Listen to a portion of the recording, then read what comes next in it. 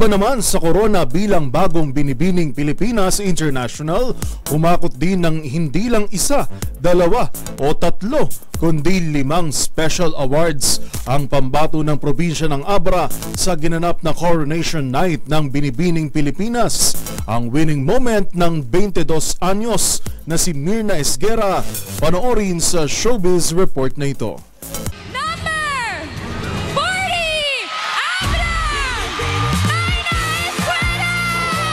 Wagi bilang Binibining Pilipinas International 2024 ang pambato ng Abra na si Mirna Esguera sa nagdaang Coronation Night na ginanap sa Smart Araneta Coliseum.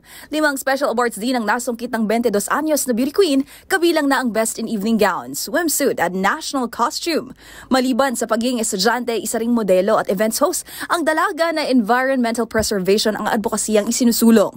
Taong 1964 o 6 na dekada nang nakalipas mula nang ginanap ang kauna-unahang Coronation Night ng Binibining Pilipinas, kung saan isa ring nagngangalang Mirna ang nakasungkit ng corona. Ito ang yumaong si Mirna Panlilio. Samantala, si Miss Pampanga Jasmine Bungay naman ang magiging kinatawan ng bansa sa Miss Globe Pageant, habang first runner-up si Cristal de la Cruz ng Zambales at itinanghal na second runner-up si Trisha Martinez ng Pila, Laguna.